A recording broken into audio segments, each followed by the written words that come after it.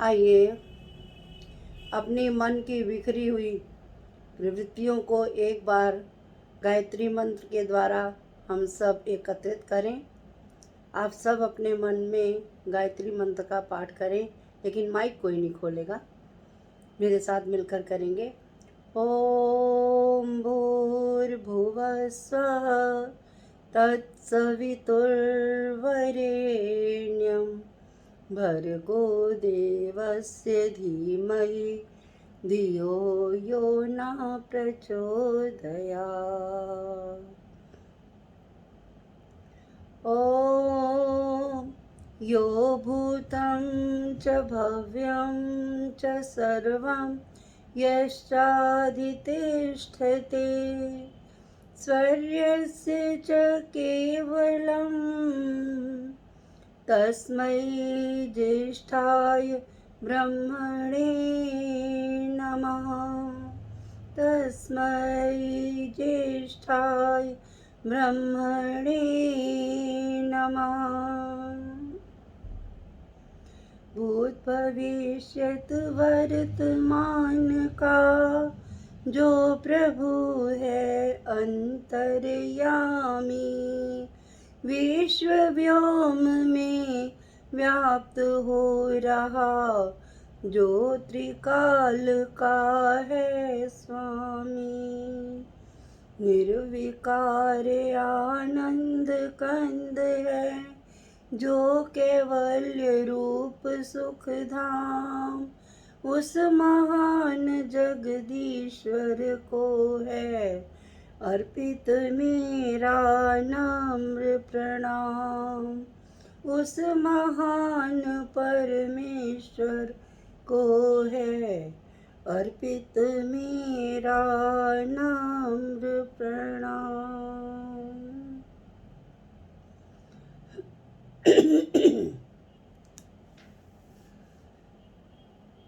अभी हम सब बहनों ने मिलकर उस दयालु पिता की अदालत में जाकर अपनी मैली चादर को ले जाकर अपनी अर्जी जाहिर करते हुए और प्रार्थना करते हुए कि हे परमपिता परमात्मा, ये जीवन रूपी गाड़ी हमारी हमेशा चलती जा रही है, आपके ही सहारे जब बह रही है, आपके ही सहारे चल रही है और हम सब इसमें सवार हैं और आपकी ही अनंत कृपा से हे परमपिता परमात्मा हम सब आपके शरण में आए हैं और इसी तरह से हमेशा आते रहें। इसी तरह से हम सब एक दूसरे का साथ देते रहें और आर्य समाज अमर कॉलोनी का जो ये कार्यक्रम है ये हमेशा दिनों दिन उन्नति करता रहे।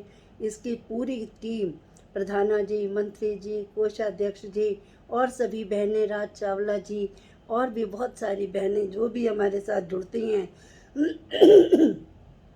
उन सभी के आशीर्वादों से ही इस प्रकार के कार्यक्रम हो पाते हैं और हम सब लोग करते हैं। एक बात मैं अवश्य कहना चाहूँगी कि हो सकता है कि ये कार्य हम सब अपना सिर्फ टाइम पास करने के लिए कर रहे हों, लेकिन इसके साथ साथ सिर्फ इतना ही नहीं है। हम सिर्फ टाइम पास नहीं करते, कहीं ना कहीं हमारे हृदय में एक टूक होती है, एक इच्छा होती है कि हे परमपिता परमात्मा, हम सब आपके इस दरबार में आते हैं। इस समय हम सब आपके इस दरबार में आकर के हम आपसे प्रार्थना करते हैं और हम अपने अंदर एक अपार शक्ति का, एक अपार शांति का इस प्रकार से हम अनुभव करते हैं कि हे परमपिता परमात्मा, जिससे कि हमारा जो जीवन है और सुखी हो सके और आनंदित हो सके। परंतु हम सब ये करते वक्त इतना सोचते तो हैं कि हे परमपिता परमात्मा, हम आपकी शरण में आए हैं, लेकिन बहुत कुछ जानते हुए भी हम कुछ बातों से अनभिज्ञ रहते हैं। हम रोज़ परमपिता परमात्मा की आराधना करते हैं, प्रार्थना करते हैं, सब अपने अपने तरीके से करते हैं, लेकिन जो वैदिक हमारी जो रीति है उसमें जो प्रभु की उपासना की जाती है वो दो तरीके से की जाती है। कौन से वो तरीके हैं? एक सगुण उपासना कहा जाता है और एक निर्गुण उपासना कहा जाता है। बहुत सारी शक्तियाँ हैं।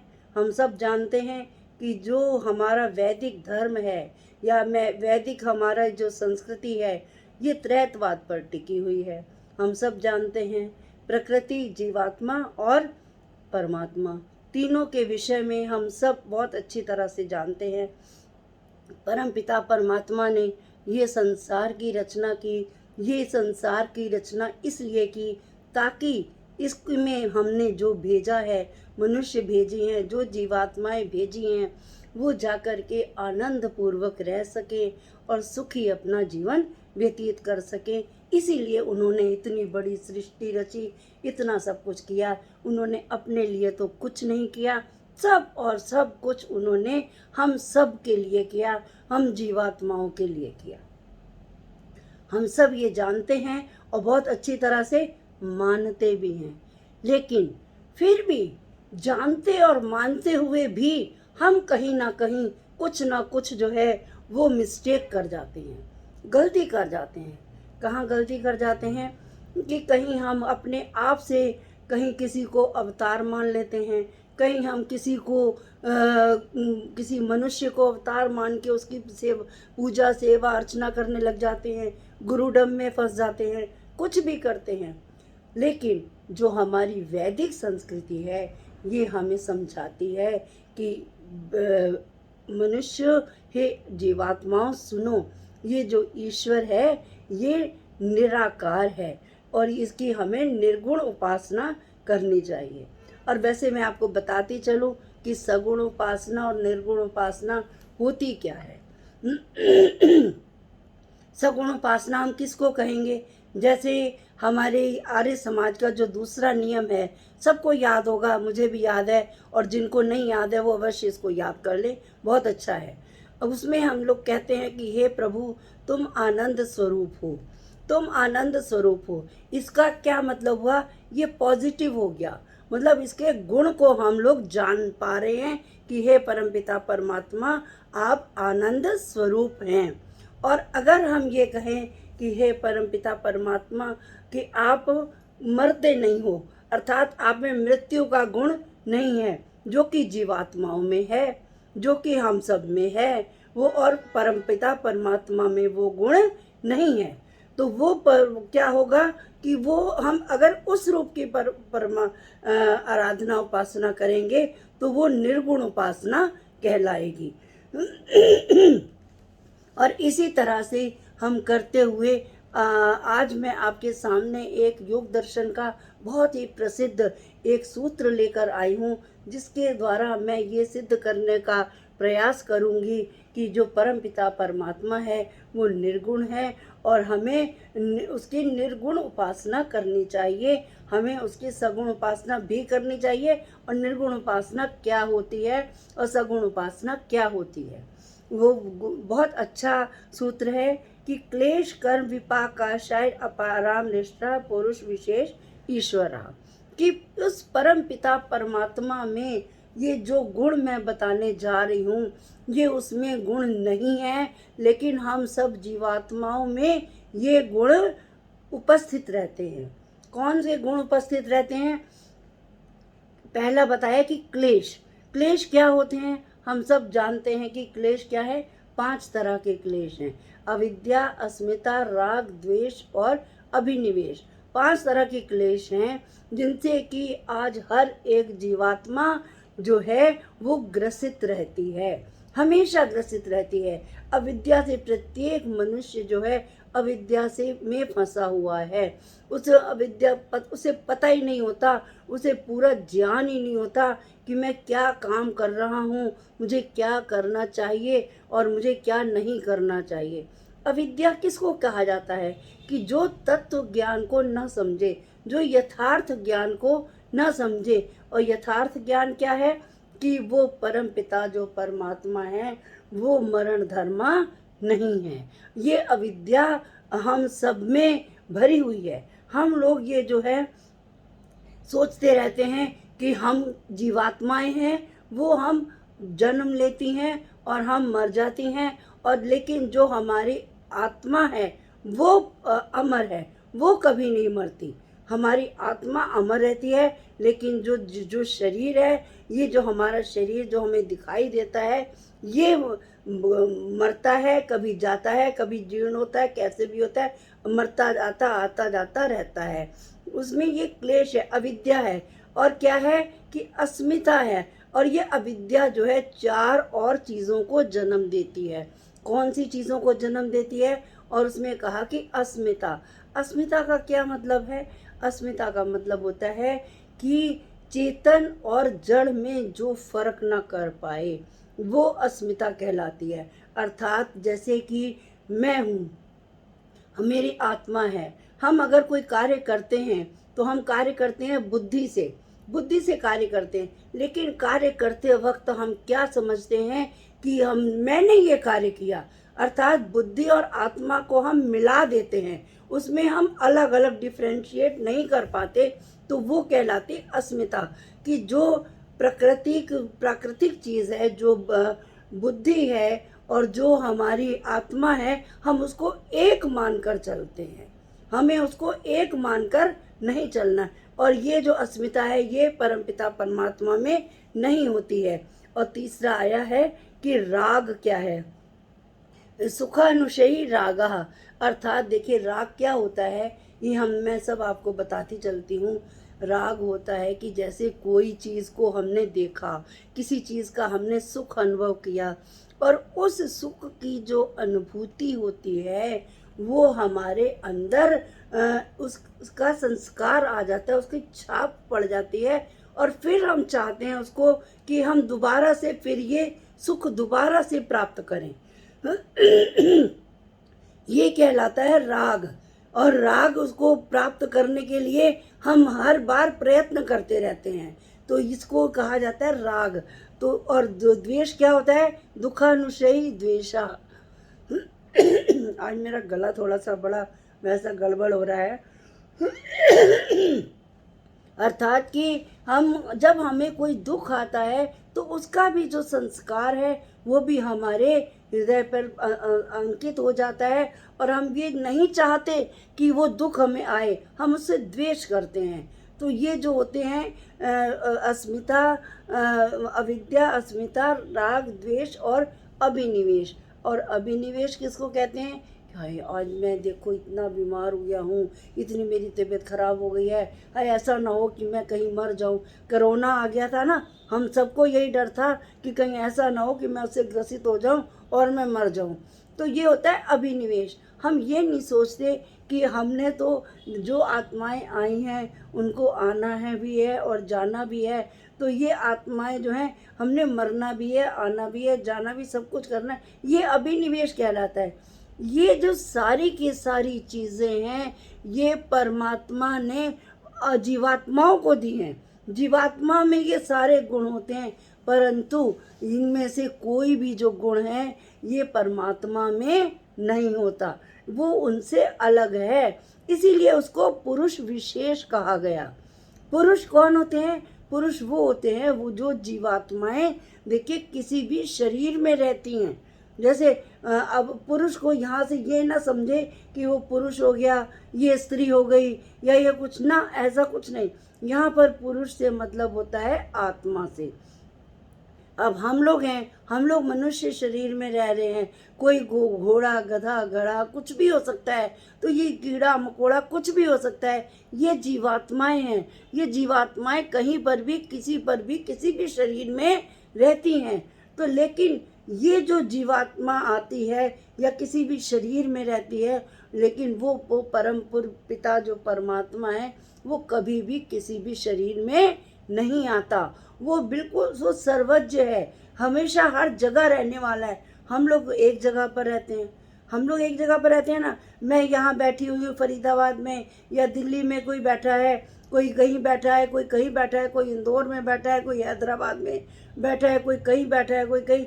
तो हम लोग एक देशी हैं, एक जगह पे एट ए टाइम हम एक जगह पे एक स्थान पे हम रह सकते हैं, लेकिन जो परमपिता परमात्मा है वो तो हर जगह व्यापक है। आपको पता है ना, कण कण में रहता है, पत्ते पत्ते में तेरा वास है। कोई भी ऐसी चीज़ ऐसी नहीं है जो बिना परमपिता परमात्मा के बिना हो, ऐसा तो नहीं होता है ना। तो ये जो परम और विशेष क्या है, और वो क्या है, सर्वज्ञ है, हर कुछ जानता है, कैसे क्या कब किस समय कितना किस प्रकार होना है वो हर कुछ जानता है। और हम लोग क्या जानते हैं, हम लोग तो सिर्फ देखिए, हमें परमपिता परमात्मा ने कितना सीमित बनाया है, 2 आंखें दी हैं सिर्फ हैं, और हमें सामने का दिखता है। हम ये जैसे कमरे बंद में हम लोग बैठे हुए हैं, आप लोग बैठे हुए हो, तो हम लोग कमरे में बंद में बैठे, तो हमें कमरे कमरे की चीज़ दिखाई दे रही है, हमें उसके बाहर का कुछ भी दिखाई नहीं दे रहा। तो हम लोग क्या करते हैं, थोड़ा देख सकते हैं, अल्पज्य हैं, लेकिन परमपिता जो परमात्मा है वो हर जगह पर बैठा हुआ है और हर जगह देखता है, हर एक को देखता है। कहते हैं ना कि ईश्वर का सीसीटीवी कैमरा तो हर जगह फिट है, हर जगह लगा हुआ है, वो कहीं पर भी इसको नज़रअंदाज नहीं कर सकता, किसी को भी नज़रअंदाज नहीं करता, तो हमें भी नज़रअंदाज नहीं करता। तो क्या कहते हैं कि जो जीवात्माएं हैं वो क्या है कि बहुत अल्पज्य हैं और सर्वज्ञ नहीं है, और परम पिता परमात्मा सर्वज्ञ है, वो हर जगह पर रहता है। और आगे बताया कि वो परम पिता परमात्मा भी कर्म करता है और मनुष्य भी कर्म करता है। देखिए, बहुत बड़ा एक, मैं आपको बड़ी एक राज की बात बताने जा रही हूँ कि हम भी कर्म करते हैं। हम कर्म कितने तरह के कर्म करते हैं, हम कर्म करते हैं 2 तरह के कर्म करते हैं। एक कहते हैं कुशल कर्म, एक कहते हैं अकुशल कर्म। कुशल कर्म कौन से होते हैं? कुशल कर्म वो कहलाएंगे जब हम कोई भी कर्म अपने वेदानुकूल करेंगे, ईश्वर की आज्ञा के अनुसार करेंगे, तो वो जाके कुशल कर्म कहलाएंगे। अब जैसे परमपिता परमात्मा ने जब ये सृष्टि बनाई तो हम सबको पता ही है कि उसने वेदों का ज्ञान दिया और उसमें लिख कर भेजा, बता कर भेजा कि जाकर तुमने अपने जीवन में इस प्रकार इस तरह से जाकर कार्य करना है, तब जाकर के जो तुम्हारा जीवन आगे सही तरीके से चलेगा।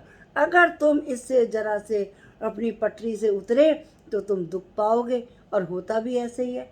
हम देखिए, जो हमारी जीवन शैली है जिसको हम जी रहे हैं, अगर हम गर्मी के मौसम में सर्दी की चीज़ें खा लेते हैं, सर्दी के मौसम में गर्मी की चीज़ें खा लेते हैं, तो क्या होता है, हमारी तबीयत खराब हो जाती है, या कुछ भी। और इस तरह के बहुत सारे उदाहरण हैं, कुछ भी गलत काम हम करते हैं। अब कोई भी चीज़ अगर हम लेने जाते हैं मार्केट से, जैसे हम फ़ोन खरीदने ही गए, जैसे समझ लो कोई भी डिवाइस लेने जाते हैं तो उसके साथ में हमें मैनुअल मिलता है ना। और अगर हम अपनी बहुत ज़्यादा समझदारी दिखाएं कि नहीं नहीं रहने दो, मुझे मैनुअल नहीं चाहिए, मैं जाके देख लूँगा कर लूँगा, जब जाके हम करते हैं, आके देखते हैं हमें समझ नहीं आता, गलत सलत करते हैं और वो जो डिवाइस है वो ख़राब हो जाता है।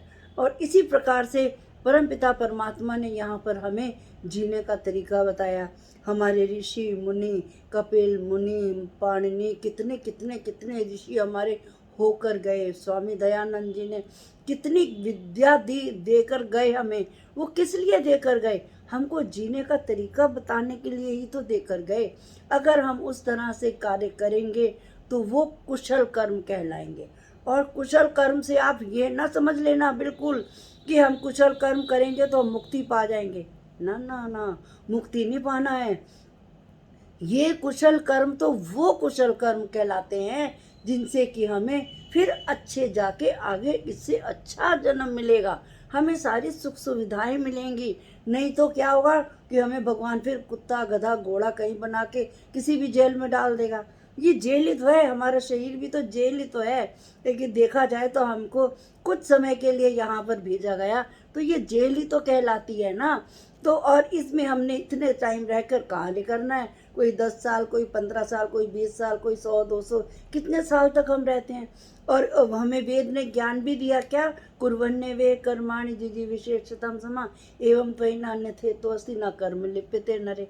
हमेशा अच्छे कर्म करो जिससे जाकर के तुम्हें फिर से अच्छा जाके अगला जन्म मिलेगा। ऐसा जन्म मत कर लेना अकुशल कर्म। उसको कहा कि अकुशल कर्म, देखिए कुशल कर्म क्या हो सकते हैं, आप सोचिए। हम एक बात मैं आपको उदाहरण देती हूँ। आपने कई बार किसी नट को रस्सी पर चलते देखा होगा। कई बार देखते हैं, हम लोग दिखाते थे, पहले लोग तो बहुत होता था, अब तो कम होता है, गाँव वाँव में होता है, इधर उधर होता है, ज़्यादा नहीं होता, लेकिन होता है। तो जाकर रस्सी पर चलना कितना कठिन कार्य है, आपको पता है ना। अगर जरा सा भी उसकी कंसंट्रेशन इधर से उधर हुई नहीं कि बंदा धड़ाम से नीचे गिर जाता है। और एक पैर उसको कहाँ रखना है, एक पैर रस्सी पे रखना है, तो अगला पैर भी उसका आगे रस्सी पर ही जाएगा। अगर अपने बराबर में वो पैर नहीं रख सकता, तो अगर बराबर में पैर नहीं रखेगा, अगर रखने की कोशिश भी करेगा, तो वो धड़ाम से गिर जाएगा। तो अगर हमें क्या करना है, इसी तरह से परमेश्वर भी यही कहता है कि कोई भी कार्य करो, पूरे कंसंट्रेशन से करो, पूरे अच्छे से करो, ताकि जो कोई कार्य है तुम्हारा अच्छा, इतना अच्छा हो जाए कि तुम्हें जाके जन्म मिल जाए। और देखिए, अगर बुरा कार्य तुम करोगे तो ईश्वर क्या है, भयानक भी है, भीम भी है, उसको भयानक भी तो कहा है ना। कहेगा आजा फिर, अगर तूने बुरा कार्य किया है तो आ फिर, मैं तुझे बताता हूँ, कुत्ता गधा घोड़ा जने क्या क्या कुछ भी बना दे, कैसे भी कर दे। तो हमें क्या कहा कि हमें हमेशा कुशल कर्म, अच्छे कर्म करने हैं। और श्री कृष्ण ने इसी को ही निष्काम वो कर्म कहा। कौन से कर्म कहा, शुक्ल कर्म, और कहा कृष्ण कर्म, और कहा मिश्रित कर्म। ये सब श्री कृष्ण ने भी, हर एक का अपना अपना कहने का तरीका होता है। और जो इसके कुशल कर्म करते करते करते करते फिर हम जब उस अपने लेवल को निष्काम कर्म तक ले आते हैं ना, तब जाकर के हमें मुक्ति का द्वार मिलता है, तब हमें जाकर मुक्ति मिलती है। और अगर आप ये सोचो कि भगवान ने हमें तो यहाँ पर कर्म करने के लिए भेज दिया और खुद तो वहाँ आराम से बैठा हुआ है, नहीं बहनों, ऐसा नहीं है। भगवान बहुत काम करता है, आपको क्या पता। एक एक देखिए कितनी बड़ी सृष्टि है, कितना बड़ा सब कुछ, कितनी कितनी गैलेक्सियाँ, कितना सब कुछ, कितना सब कुछ किया हुआ उसने। और कितनी आत्माएं हैं, हर एक आत्मा को एक शरीर से छुड़ाकर दूसरे शरीर में भेजना कम कार्य है। कितने कितनी, आप भारत में ही देख लो, 140 करोड़ जनता है, और पूरे विश्व में 7.5 अरब करोड़, 7.5 अरब जनता है। और भी कितनी सृष्टियाँ, कितना सब कुछ। ईश्वर क्या करता नहीं है काम, ईश्वर बहुत काम करता है। और देखिए, मैं आपको एक बड़ी मज़ेदार हंसने की क्या, आपको अच्छी बात बताती हूँ। मैंने वेदांत दर्शन भी पढ़ा है। वेदांत दर्शन में आता है कि परम पिता परमात्मा मुक्ति में क्या करते हैं, हर जीवात्मा को इच्छा पूरी करते हैं। और जीवात्मा के पास उस समय कोई शरीर नहीं होता। ये इतना तो मैं आपको बताती चलती हूँ कि ये जो सृष्टि बनी है, इसका जो पूरा वो है 4 अरब 32 करोड़ वर्ष इसकी आयु है सृष्टि की। ये तो आप सबको मालूम ही होगा ना, हम सब, हर एक टीचर यही बताता है। और उसके बाद में जो हमें हमारा ये जो सूक्ष्म शरीर मिलता है 17 तत्वों वाला, ये हमेशा हमारे हर जन्म में हमारे साथ जाता है, हर जन्म में जाते हैं। जब तक प्रलय नहीं होगी तब तक ये हमारे साथ रहेगा। चाहे हमारे पास मनुष्य शरीर है, चाहे हमारे पास कोई जानवर का शरीर है, कोई भी शरीर है, हमारे साथ रहता है। हमारा मन, बुद्धि, चित्त, अहंकार, अंतःकरण और ये 17 जो तत्व हैं, ये पूरे के पूरे हमारे साथ हमेशा रहते हैं। लेकिन मुक्ति में जो है वो सब यहीं छूट जाता है, वहाँ नहीं कुछ भी रहता। लेकिन होता क्या है, वहाँ पर जाकर के अब परमात्मा का कार्य शुरू होता है।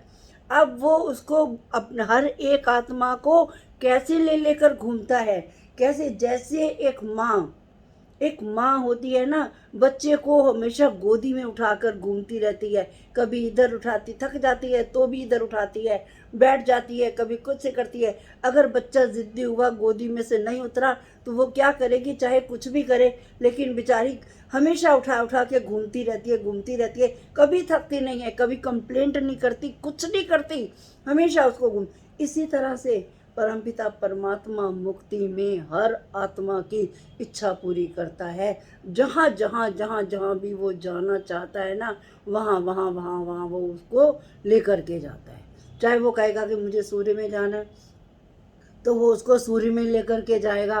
कहीं कहेगा मुझे पृथ्वी पर जाना है, या कहीं भी घूमना है, कैसे भी करना है, तो हर जगह उसको वो लेकर के जाता है। हमेशा इतने कार्य करता है परमपिता परमात्मा। और सबके और सृष्टि बनाना कोई कम छोटा काम है, बताइए।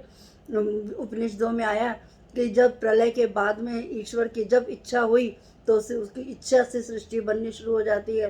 फिर वो पूरी उसकी पालना करता है, फिर उसका संहार करता है, फिर प्रत्येक मनुष्य के कर्मों के उसके फल देता है, फिर वो हमें वेदों का ज्ञान देता है। कितने काम है परमात्मा के पास, आप सोचिए। और ये थोड़ी वो आराम से तो बैठा नहीं हुआ, तो वो क्या करता है, लेकिन वो इन सब कर्मों से, इन सब जो गुण हैं, जो इस तरह के गुण हैं, उनसे अपरामृष्ट है, अछूता है। उसमें ये सब चीज़ें नहीं हैं, ना उसमें क्लेश है, ना कर्म है, और ना ही वो इन सब चीज़ों को के फल जो कि हमें मिलते हैं। हम लोग क्या करते हैं कि अगर कोई भी कर्म हमने थोड़ा सा भी किया ना, तो हम कहते हैं, अपेक्षा करने लगते हैं कि अब हमें इसका क्या फल मिलेगा, हमें क्या अच्छा, हम इसका कुछ इनाम मिलना चाहिए, मिलेगा कि नहीं मिलेगा, हम सोचते रहते हैं। लेकिन ईश्वर क्या करता है, वो कभी भी सोचता नहीं है। वो तो बस अपने कर्म किए जाता है, किए जाता है, किए जाता है, निरंतर करता रहता है, निरंतर। कभी सोता नहीं, कभी जागता नहीं, कुछ नहीं, नेवर है, हमेशा जगता रहता है, हमेशा अपने कार्यों को वो हमेशा करता ही रहता है। और वो इसीलिए उसको पुरुष विशेष कहा गया है, इसीलिए उसको इसीलिए उसको विशेष पुरुष कहा गया है, क्योंकि वो विशेष आत्मा है। हम लोग तो आत्माएं हैं, हम लोग आत्माएं हैं, सब आत्माएं हैं। लेकिन सब, और देखिए एक बात मैं और बताती चलती हूँ आपको, हम सब जो आत्माएं हैं सब एक सी हैं। चाहे हम मनुष्य शरीर में हैं, चाहे हम किसी गधे घोड़े कुत्ते के शरीर में हैं, चाहे कहीं पर भी हैं, आत्माएं सब एक सी हैं। सब आत्माओं का क्या फ़र्क होता है, देखिए कि सारी जो आत्माएं होती हैं, आत्मा के क्या गुण होते हैं वो सब में। एक आत्मा अपरिणामी होती है, उसमें कभी कोई चेंज नहीं आता, हमेशा सदियों से है, अनंत अनंत काल से। आप जानते हैं ना, अनंत है आत्मा, हम सब जानते हैं। ईश्वर सत्य चित्त आनंद है, और ईश्वर और आत्माएं भी हमारी सत्य और चित्त हैं, आनंद की खोज में है, वो ईश्वर की खोज में रहती है हमेशा। और कभी भी वो कभी भी किसी चीज़ में घुलती मिलती नहीं है। हमारी आत्मा शरीर में, उसके अंदर कोई चीज़ जा नहीं सकती। अगर हम ये चाहें ना कि अगर हम गुलाब जामुन खा रहे हैं कि उसका रस है आत्मा में, अगर हम आत्मा के टुकड़े करें हम, या इंजेक्शन के द्वारा उसका उसमें कुछ डालने की कोशिश करें, तो नहीं जाएगा। वो आत्मा जो है वो बिल्कुल अप्रतिसंक्रमा है, उसमें होता ही कुछ नहीं है। और क्या है, आत्मा जो है वो दर्शित विषय है। दर्शित विषय क्या होते हैं, दर्शित विषय वो होती है चीज़ कि इंद्रियों के द्वारा आत्मा जो है हमारे शरीर का राजा है, बैठा हुआ है। कहते हैं ना कि शरीर का राजा जो है वो हमारी आत्मा होती है। वो अपने मन को ऑर्डर देती है कि जा मेरे लिए ये चीज़ लेके आ, जा मेरे लिए ये चीज़ लेके आ। और मन जो है वो इंद्रियों को ऑर्डर देता है, इंद्रियां फिर वो जा कर के मन को ला कर देती है, दिखाती। वो मन दिखाता है जाके, देखिए मैं तेरे लिए, तूने कहा था ये मैं तेरे लिए लेके आया। दर्शित विषय अर्थात कि वो अपने आप से कभी भी कुछ नहीं करता, दूसरों के द्वारा सब कामों को करवाती है, और हमेशा शुद्ध रहती है, हमेशा अनंत रहती है। आत्माएं सब एक सी हैं, सब एक सी। लेकिन आप कहेंगे कि अरे कि मुझ में तो ये ज्ञान नहीं है, तो आप में कहाँ से ज्ञान आ गया ये।